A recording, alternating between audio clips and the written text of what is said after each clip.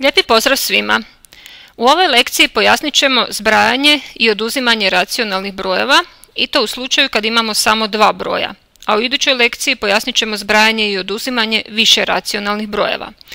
Prvo se ovdje prisjetimo kakvi su to racionalni brojevi.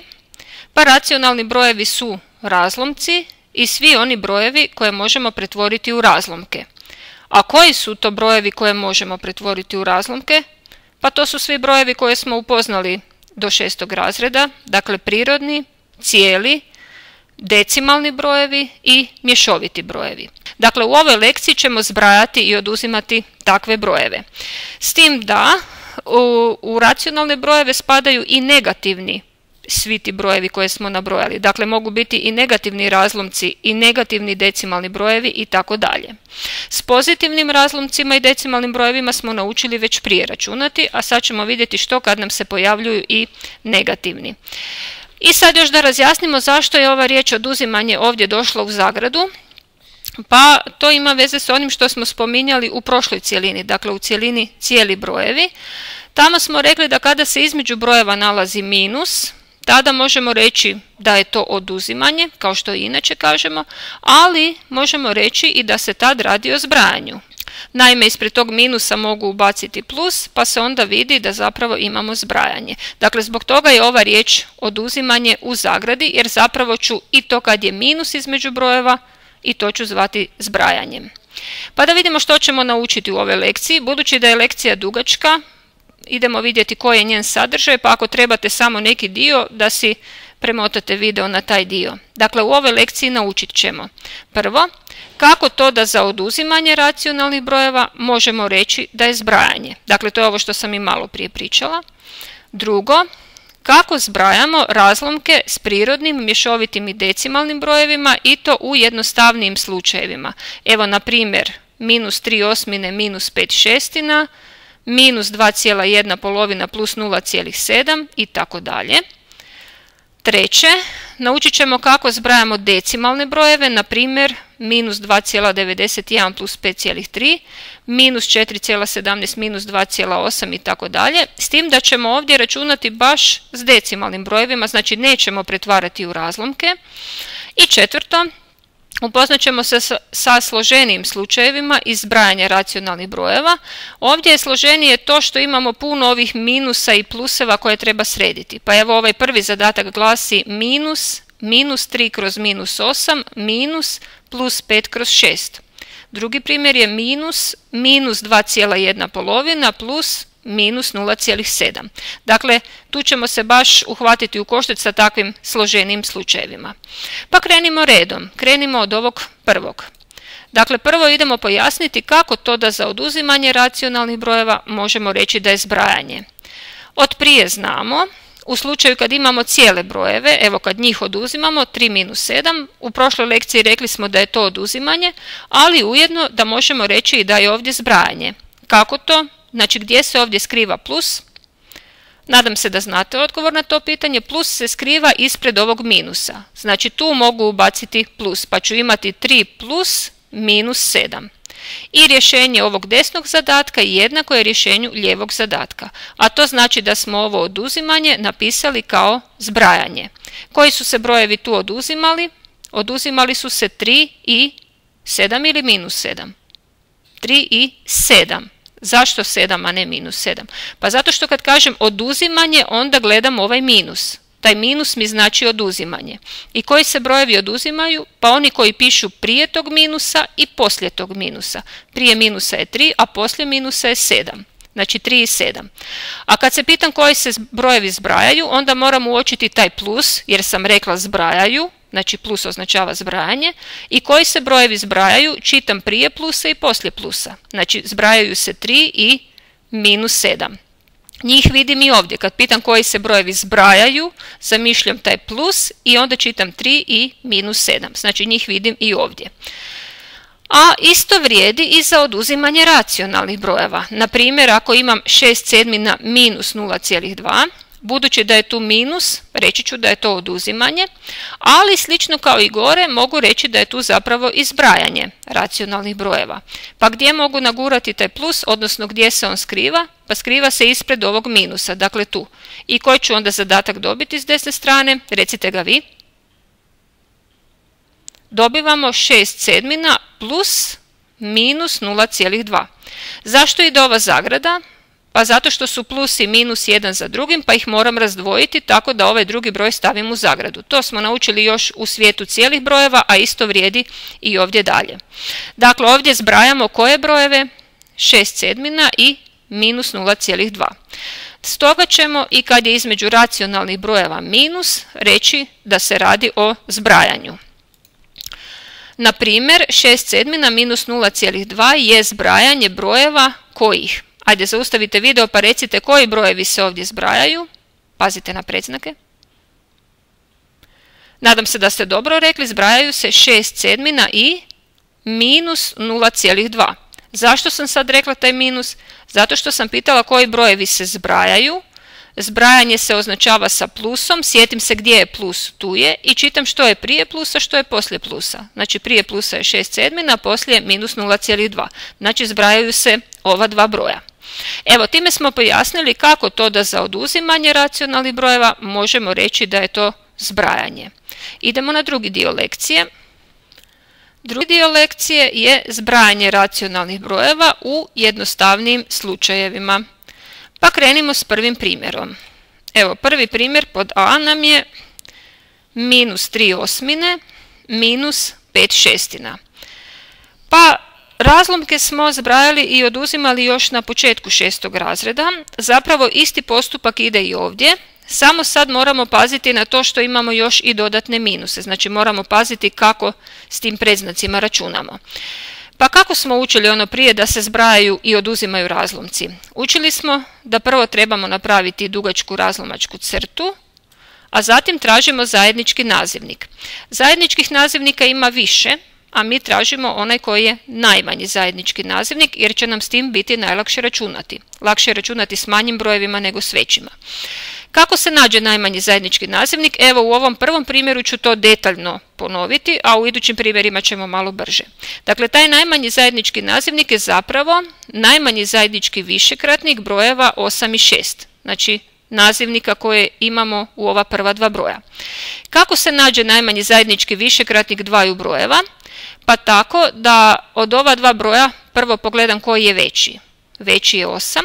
Onda ću si redom nabrajati višekratnike od 8 i za svakog ću se pitati da li je on djeljiv sa 6 i kad nađem prvoga koji je djeljiv sa 6, taj će nam biti najmanji zajednički višekratnik i taj je ujedno i ovdje najmanji zajednički nazivnik. Pa krenimo na višekratnike od 8. Što to znači višekratnici od 8? Koji su to brojevi? Pa kreće se sa 8 i onda stalno dodajem plus 8, plus 8, plus 8. Znači idući je, kad dodam 8, 16, pa je idući plus 8, to je 24, pa 32, 40 i tako dalje.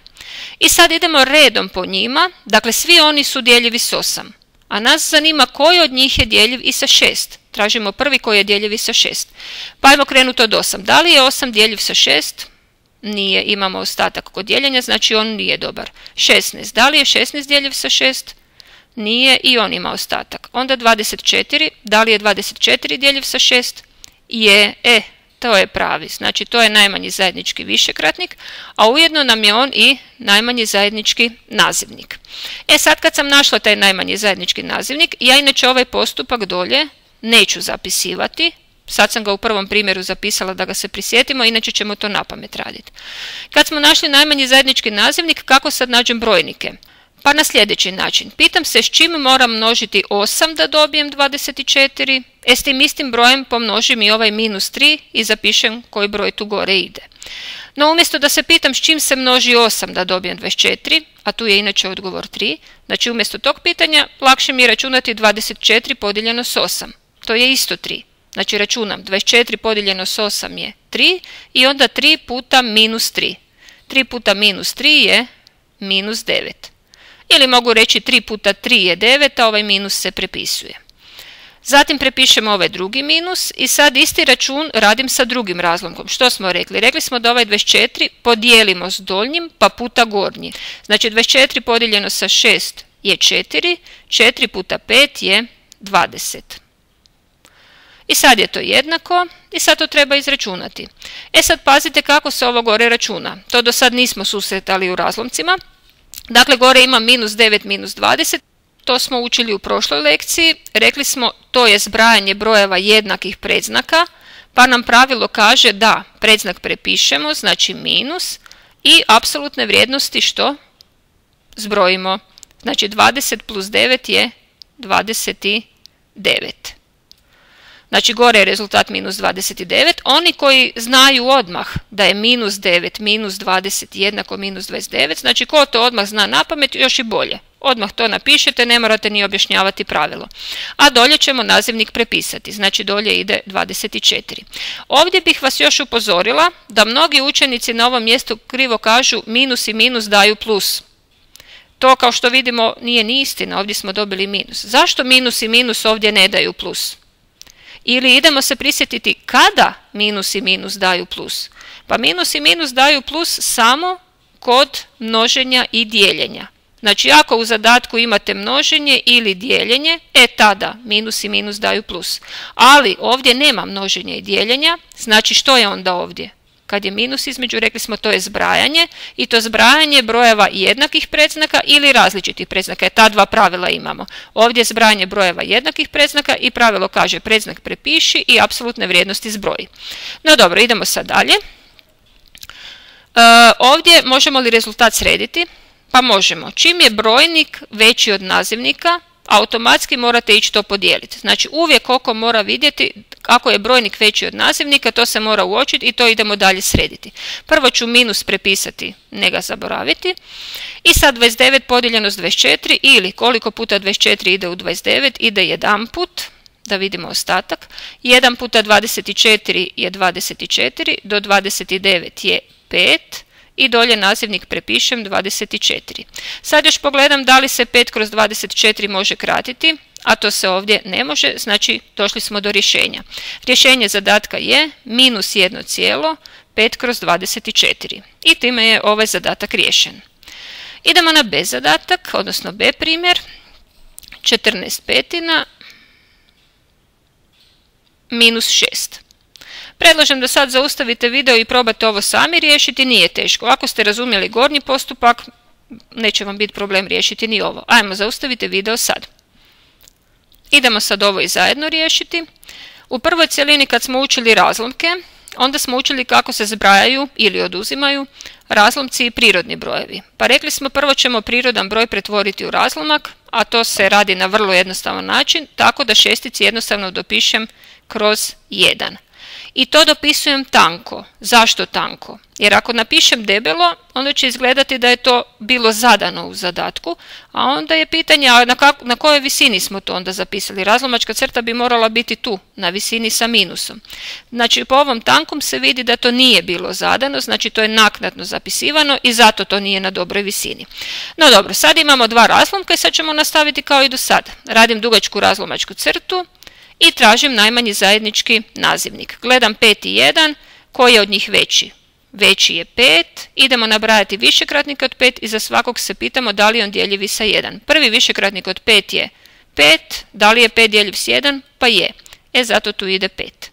A oni koji odmah vide da je najmanji zajednički višekratnik 5, nek odmah napišu. Idemo sad računati brojnik. 5 podijeljeno s 5 je 1, 1 puta 14 je 14, ili na ovom mjestu smo mogli reći, budući da se nazivnik prepisao, vidimo da je tu bilo 5 i tu je 5, onda se i brojnik prepiše, znači zato je 14. Sad ide ovaj minus i sad računamo s drugim. 5 podijeljeno s 1 je 5, 5 puta 6 je 30. Jednako je, razlomačka crta, računam 14 minus 30, to bi već trebali znati onako i sami, odmah reći rješenje, to je minus 16, a tko to ne zna mora uočiti opet da je ovdje zbrajanje, rekli smo i kad je minus između to je zbrajanje. Sad da li je to zbrajanje brojeva jednakih predznaka ili različitih predznaka? Pa 14 ima tu plus, ovaj ima minus, znači različitih, pa što nam onda pravilo kaže? prepiši predznak od većega, evo veći je ovaj, njegov minus ide, i oduzmi 30 minus 14 je 16. A gore kad su bili jednaki predznaci, još jednom da ponovimo, predznak se prepiše i zbroji. Znači kad su jednaki predznaci zbroji, kad su različiti predznaci oduzmi. I dolje prepisujemo 5. Možemo li ovo još srediti? Da, čim je brojnik veći od nazivnika, to treba ići podijeliti. Minus prepišem, 16 podijeljeno s 5 je 3, 3 puta 5 je 15, do 16 je 1, kroz nazivnik 5 prepišem. Znači minus 3,1/5. I time je ovaj zadatak riješen. Idemo na C primjer, 1/4 minus 1,6/8. Jednako je. Predlažem da zaustavite video i da prvo ovo probate riješiti sami. Ajmo, zaustavite video sad. Idemo sad to i zajedno riješiti. Kako ćemo oduzeti razlomak i mješoviti broj? Pa tako da sve pretvorimo u razlomak. Uostalom, sjetimo se da sad učimo zbrajati racionalne brojeve, a rekli smo da su racionalni brojevi razlomci i svi oni koji se mogu pretvoriti u razlomke. Dakle, svi brojevi koji vam se pojavljuju u ovim zadacima mogu se pretvoriti u razlomke. Pa onda idemo i ovdje pretvoriti u razlomke. Znači, prepisat ću prvo 1/4, pa minus, i sad ovaj drugi pretvaram u razlomak. 1 puta 8 je 8, 8 plus 6 je 14, kroz 8 se prepiše. Jednako je, sad mogu dugačku razlomačku crtu, od 4 i 8 zajednički nazivnik je 8 i računamo brojnike. 8 podijeljeno sa 4 je 2, 2 puta 1 je 2, minus 8, ovdje se 8 prepisao, pa ću i 14 prepisati. I sad je to jednako. 2 minus 14 je minus 12. Tko to ne zna ovako brzo reći, neka gleda da li je zbrajanje brojeva jednakih ili različitih predznaka i šta onda pravilo kaže. I 8 se prepiše. I sad mi je opet brojnik veći od nazivnika, pa to idem podijeliti. Prepišem prvo minus. 12 podijeljeno s 8 je 1. 1 puta 8 je 8, od 8 do 12 je 4 i dolje 8 prepišem. Jesam li gotova? Nisam, jer se 4/8 ne mogu kratiti. Što znači kratiti? To znači i brojnik i nazivnik podijeliti s istim brojem. S kojim se brojem mogu dijeliti 4 i 8? Pa mogu se sa 2, a mogu se i sa 4. A s kojim je bolje? Pa bolje je kratiti sa što većim brojem, brže ćemo doći do onog krajnjeg rješenja. Znači idemo sa 4. 4 podijeljeno s 4 je 1, a 8 podijeljeno s 4 je 2. I koje je onda rješenje? Nemojte zaboraviti prepisati koliko je cijelih, znači minus 1,1/2. Evo, i to se dalje ne da srediti. Time smo riješili i ovaj zadatak. Da li smo ovaj zadatak mogli riješiti nekako drugačije? Pa ovdje bi se moglo krenuti s tim da uočimo da se već ovih 6/8 može kratiti.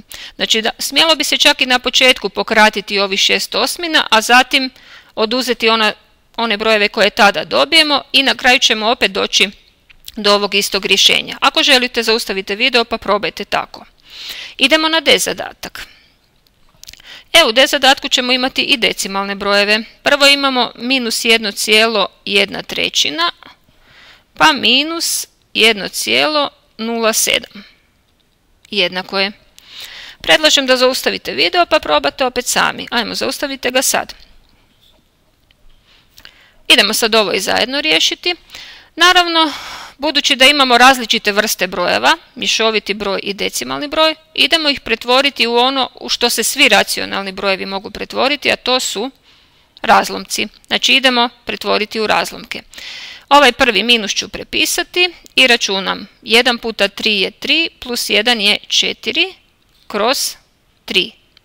Zatim ovaj minus prepišem i pretvaram decimalni broj u razlomak. Kako se decimalni broj pretvara u razlomak? Pa prvo bez točke prepišem u brojnik, znači 107, dakle to je 107. A što ide u nazivnik? U nazivnik uvijek ide jedinica i onoliko nula koliko je ovdje decimala. Koliko decimala ovdje imamo? Decimale su nakon točke, znamenke nakon točke. Tu su 2 decimale, zato će ovdje doći 2 nule. Znači to je 107 kroz 100. Evo tako smo decimalni broj pretvorili u razlomak. I što sad? Sad imam zbrajanje dvaju razlomaka, znači dugačka razlomačka crta, tražim zajednički nazivnik. Od 3 i 100 zajednički nazivnik je 300. i računamo brojnike. 300 podijeljeno sa 3 je 100, 100 puta 4 je 400, s tim da ovaj minus prepišem, dakle minus 400. Onda ovaj minus pišem i sad računam 300 podijeljeno sa 100 je 3, 3 puta 107 je 321. Jednako je, gore imamo minus 400 minus 321, to je zbrajanje brojeva jednakih predznaka, pa ćemo predznak prepisati i apsolutne vrijednosti zbrojiti. Znači 400 plus 321 je 721 kroz 300. Možemo li ovo još srediti? Pa možemo, zato što je brojnik veći od nazivnika, pa je to jednako. Minus prepišem. 721 podijeljeno s 300 je 2. 2 puta 300 je 600. Od 600 do 721 je 121 i kroz ovih 300. Ovo se dalje ne može kratiti, pa je ovo gotovo rješenje. Znači minus 2,121 kroz 300. I idemo na zadnji primjer. Dakle, razlomak minus 5/6 plus decimalni broj 0,5. Jednako je. Ajde, zaustavite video pa probajte i ovo riješiti sami. Zaustavite ga sad. Idemo ovo sad i zajedno riješiti. Opet ovo su različite vrste brojeva. Tu imamo razlomak, a tu decimalni broj. I rekli smo kad su različite vrste idemo ih pretvoriti u ono u što se svi daju pretvoriti, a to su razlomci. A što mislite, da li bi se mogli svi pretvarati u decimalne brojeve pa tako računati? Pa moglo bi se i tako ako se daju pretvoriti u decimalni broj. U ovom slučaju kad imamo minus 5/6, ovo se ne da pretvoriti u decimalni broj, jer kad krenete dijeliti brojnik sa nazivnikom imate stalno onaj ostatak.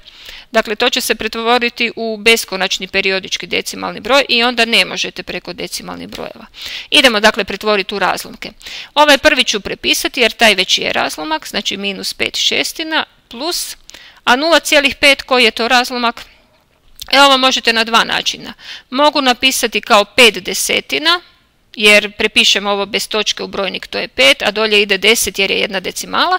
Međutim, ima i bolji način. 0,5 znam da je zapravo razlomak 1/2. To bi svi morali znati. 0,5 treba prepoznavati kao pola, to jest 1/2.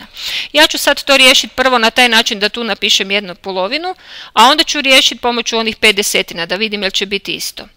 Dakle, idemo nastaviti dalje. Zajednički nazivnik od 6 i 2 je 6, pa računamo brojnike. 6 je prepisan, pa ću i minus 5 prepisati, plus drugi brojnik, 6 podijeljeno s 2 je 3, 3 puta 1 je 3, jednako je. Minus 5 plus 3 je minus 2 i prepišem 6. Da li ovo mogu srediti? Pa može se kratiti. 2 i 6 kratim sa 2, 2 podijeljeno s 2 je 1, 6 podijeljeno s 2 je 3, znači to je jednako minus 1/3. Idemo sad ovo riješiti na onaj drugi način da vidimo da li će ispasti isto. Znači isti zadatak, minus 5/6 plus 0,5. Rekli smo pretvaramo u razlomke, znači minus 5/6 prepišem plus. Sad 0,5, gore smo pretvorili u 1/2, a da vidimo što ako pretvorim u tih 5/10.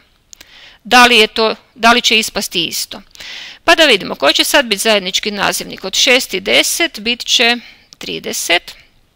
I sad računamo brojnike. 30 podijeljeno sa 6 je 5, 5 puta 5 je 25 i minus prepišem, znači minus 25 plus 30 podijeljeno s 10 je 3, 3 puta 5 je 15, jednako je.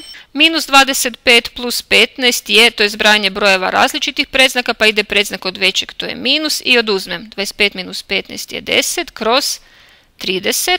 Jesmo li gotovi? Ne, ovo se da kratiti sa 10. 10 podijeljeno s 10 je 1, 30 podijeljeno s 10 je 3, pa je to jednako minus 1/3. Jesmo li dobili isto rješenje kao i gore? Jesmo. Samo što smo u ovom drugom računu imali malo veće brojeve, ali na kraju kad se sve skratilo došlo je na isto. A ja bih uvijek preporučila rađe računati s manjim brojevima nego s većima. Znači kod 0,5 kad pretvarate u razlomak probajte se sjetiti da je to 1/2, a ne automatski pisati 5/10. Nekad će vam ovaj gornji postupak jako skratiti muke. Idemo sad na zadatke za vježbu iz ovog dijela. Evo, znači predlažem da sad zaustavite video, da sami riješite ove zadatke, a nakon toga opet pokrenite video da provjerite svoje rješenja. Zaustavite video sad. Evo nam i rješenja. U vezi ovog D zadatka, evo ovdje jedan komentar da se to moglo izračunati na pamet. A kako se ovo može na pamet? Pa zadatak je glasio -2 plus 3,5. Kad bismo zamijenili ta dva broja, što bi onda imali? Onda bi imali ovaj prvi broj pozitivan, znači 3,5 -2. Evo, zapisat ću da nam bude lakše pratiti. Znači imali bismo 3,5 -2. A kad smo na početku 6. razreda učili zbrajati i oduzimati razlomke, rekli smo da ovakav možemo i na pamet. Pa zamislimo se da imamo obojano 3 cijela pravokutnika i još 5/8, a onda s te hrpe maknemo 2 cijela pravokutnika. Pa šta će nam ostati? Ostaće nam 1 cijeli pravokutnik i onih 5/8. Znači računa se 3 - 2. To je 1 cijelo i 5/8. I evo, to je rješenje. Znači u biti se ovaj D zadatak mogao i na pamet. Bilo bi dobro inače u svim ovim zadacima kad dobijete zadatak da malo pogledate brojeve, da li imate osjećaj koliko bi to otprilike moglo biti, a još bolje ako možete i točno vidjeti koliko je točno rješenje, kao što se evo ovdje može i na pamet. Toliko u ovom drugom dijelu ove lekcije. Idemo sad na treći dio. Dakle, treći dio je zbrajanje decimalnih brojeva, ali bez pretvaranja u razlomke. U prošlom dijelu smo sve brojeve pretvarali u razlomke, pa smo onda računali sa razlomcima. Sad, dakle, nećemo ići u razlomke, nego jednostavno ćemo računati s decimalnim brojevima. Međutim, ono na što nismo navikli s decimalnim brojevima je to da oni mogu biti i negativni. Kad smo u 5. razredu učili decimalne brojeve, oni su uvijek bili pozitivni. Sada vidimo što kad nam i ovi minusi ulete. Ajmo na A primjer. 2,38 minus 9,1. Ajde, zaustavite video pa probajte ovo riješiti sami, znači bez da idete u razlomke. Baš računajte s decimalnim brojevima. Ajde, zaustavite video sad. Idemo to sad i zajedno riješiti. Pa kako ćemo ovo riješiti? Pa uočimo prvo da se tu radi o zbrajanju, jer kad je minus između možemo reći da je to zbrajanje. I sada vidimo da li je to zbrajanje brojeva jednakih predznaka ili je zbrajanje brojeva različitih predznaka, a onda što nam kaže pravilo koje tu treba primijeniti. Pa ovaj prvi broj nema predznak, znači tu se podrazumijeva plus, a drugi ima minus. Plus i minus to su različiti predznaci. Što nam kaže pravilo za zbrajanje brojeva različitih predznaka? Imamo dva koraka. Prvo, koji predznak ide u rezultat i drugo, kako dobiti apsolutnu vrijednost. Pa idemo ovo prvo. Koji predznak će ići u rezultat? Pravilo kaže da treba prepisati predznak od broja koji ima veću apsolutnu vrijednost. Apsolutne vrijednosti to su ovaj 2,38 i 9,1. Sad pažljivo uočite koji od ta dva je veći. Da li ovaj koji je dulji? Ne. Kod prirodnih brojeva vrijedi onaj koji je dulji, taj je veći, ali kod decimalnih ne. Nego kako se uspoređuju decimalni brojevi? Pa prvo gledamo cijele dijelove. Tu su 2 cijela, a ovdje 9 cijelih. Pa što je veće? 2 cijela i nešto sitno ili 9 cijelih i nešto sitno? Pa 9 cijelih je veće od 2 cijela. Znači ovaj broj je veći. Budući da je on veći, znači prepisujemo njegov predznak, zato ide minus. Evo, zato smo i tražili koji je veći, da vidimo čiji će ići predznak. Idemo se sad sjetiti što s apsolutnim vrijednostima. Rekli smo predznaci su različiti. Kad su predznaci različiti, što se radi s apsolutnim vrijednostima? Da li se zbrajaju ili oduzimaju? Tada se oduzimaju. Oduzet ću ih sa strane. Onako kako smo učili da se oduzimaju decimalni brojevi, samo morate paziti kojeg ćete prvog, a kojeg drugog napisati. Kod oduzimanja nije svejedno koji je prvi, koji je drugi. Pa koji od kojeg se oduzima? Pa kada se oduzima, onda prvo pišem veći broj i od njega oduzimam manji. Rekli smo veći ovaj 9,1, znači njega pišem prvoga i onda ispod njega potpisujem 2,38. I ne smijete ih zamijeniti. Ako ih zamijenite, nećete moći oduzeti. Sad to idemo oduzeti. Tu ću si dopisati nulu, to smijem. Uvijek se iza decimalnog broja smiju dopisivati nule. Time se broj ne mijenja. I oduzimam. 0 minus 8 ne može jer je 0 manji od 8. Onda 10 minus 8 je 2. 1 dalje. 1 minus 3 ne može, nego 11 minus 3 je 8. I minus onaj 1 što sam pamtila je 7. opet 1 dalje, točka ispod točke, 9 minus 2 je 7 i minus onaj 1 dalje je 6. Znači, kad oduzmem apsolutne vrijednosti dobijem 6,72 i to jednostavno ovdje dopišem. Dakle, rješenje je minus 6,72. Evo, na ovaj način smo ovaj zadatak riješili bez da smo pretvarali u razlomke. Ako ovo krenete pretvarati u razlomke i računati na taj način, probajte i to. Vidjet ćete da vam je račun dosta složeniji, a dobit ćete zapravo u rješenju, evo, dobit ćete minus 6,72 kroz 100. Znači, dobit ćete u biti ovaj decimalni broj samo pretvoren u mješoviti kad sredite rješenje i još ćete ovdje morati skratiti 72 kroz 100. Ovdje kod decimalnog broja nemate još i taj zadatak. No dobro, ja ću sad ovo obrisati. Znači, ko želi, nek proba i preko razlomaka. Idemo sad i bez zadatak. Ajde opet zaustavite video pa prvo probajte sami. Zaustavite video sad. Idemo sad i zajedno. Rekli smo prvo uočimo da li je ovo zbrajanje brojeva jednakih predznaka ili različitih predznaka i onda pažljivo primijenimo pravilo. Budući da su tu minus i minus, znači to su jednaki predznaci. Što nam onda to pravilo kaže? Kao prvo, koji predznak ide? Pravilo kaže prepiši predznak. Kad je već isti, samo ga prepiši, znači minus. A kao drugo, što ćemo s apsolutnim vrijednostima? Kad su jednaki predznaci, apsolutne vrijednosti se zbrajaju. Znači, sa strane ću ih potpisati jednu ispod druge i zbrojiti. Kod zbrajanja je svejedno koju pišem prvu, koju drugu, ispadne isti rezultat. Pa evo, prvo ću staviti 4,28, a onda ispod toga 37,5. Znam da mi mora doći točka ispod točke. I što smo rekli da radimo tu? Zbrajamo ili oduzimamo? Zbrajamo. Dakle, ovdje kad prepisujete apsolutne vrijednosti, nemojte ići predznake prepisivati. Ne njih ni slučajno, nego prepisujte samo apsolutne vrijednosti i tu dopišite ono što ste rekli, da li će se one zbrajati ili oduzimati. To ovdje dopisujete, a ne ove tu predznake koji su bili. Znači, rekli smo zbrajamo pa pišem plus. I sad to zbrojimo.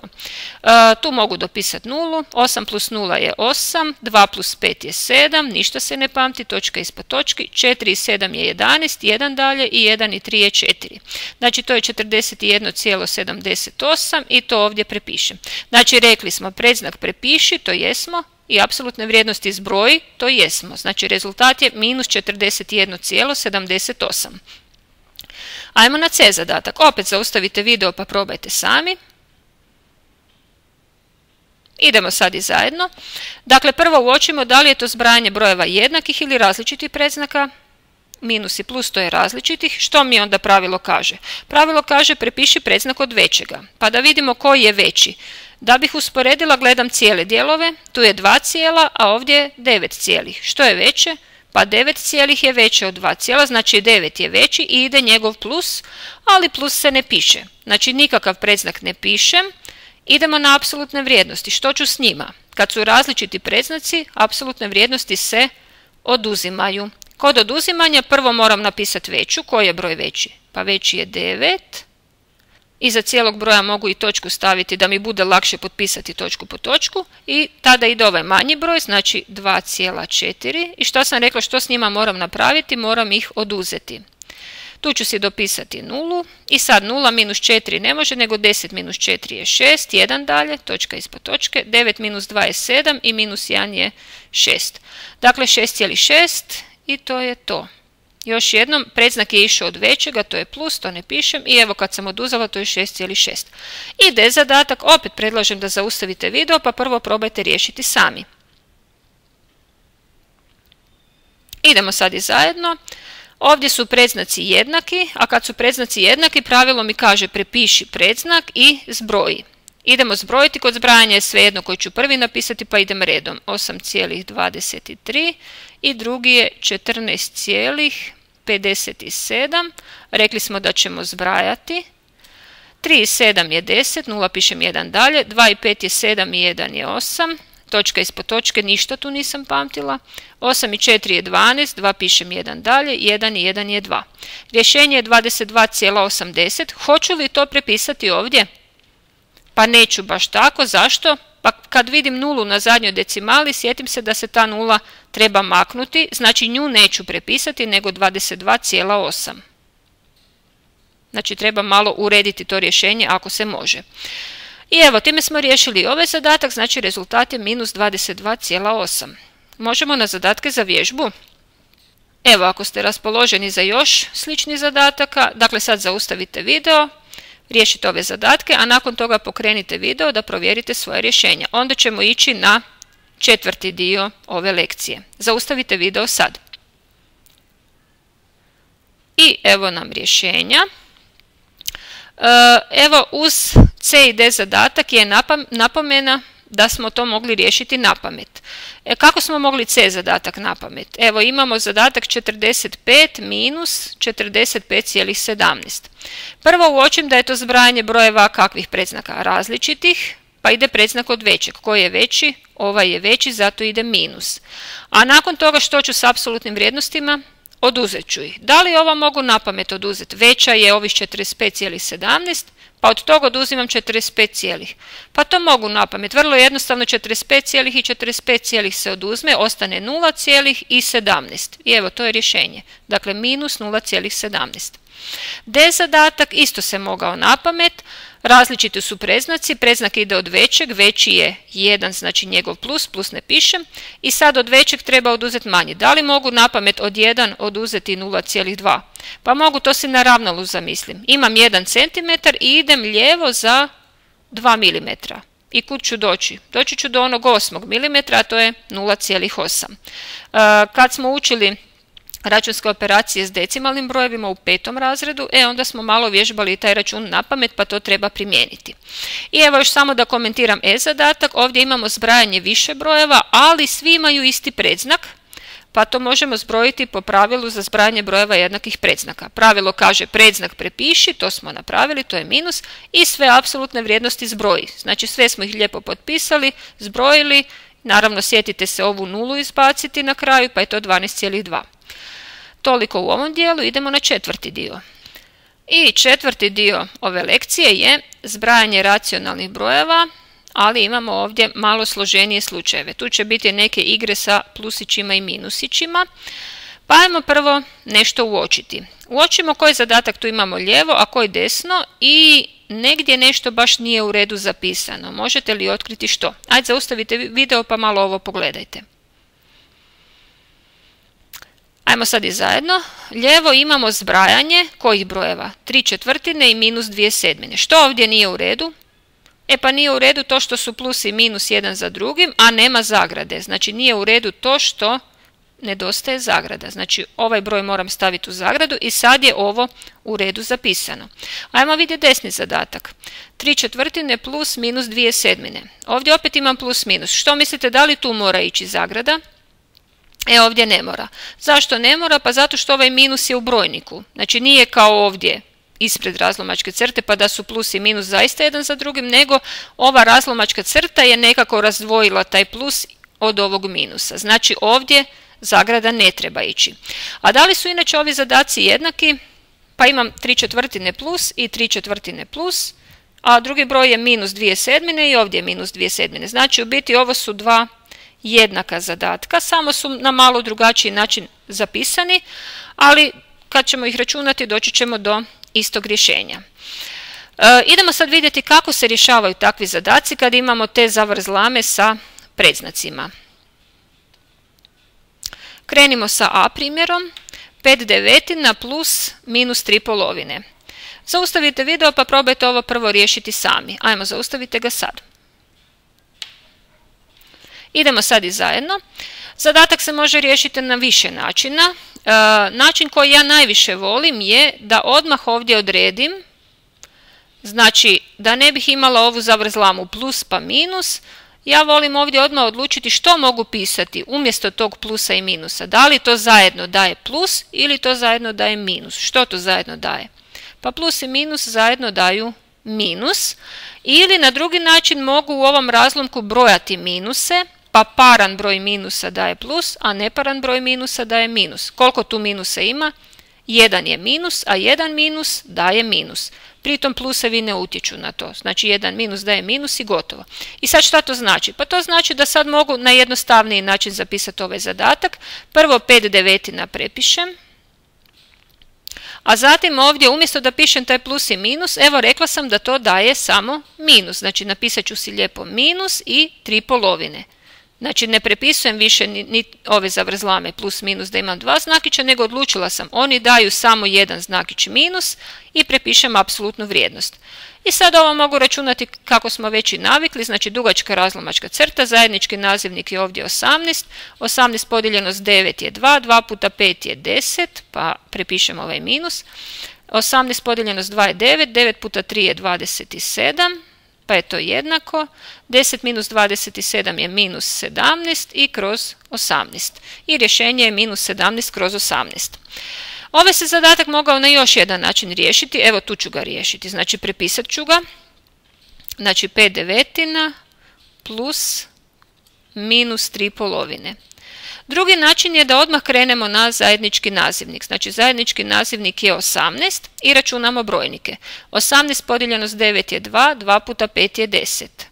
Sad prepišemo ovaj plus, ali isto tako moram prepisati i ovaj minus, a onda moram to u zagradu staviti da razdvojim plus i minus i računam brojnik. 18 podijeljeno s 2 je 9, 9 puta 3 je 27. Zatvorim zagradu, jednako je. Kako ću sad to izračunati?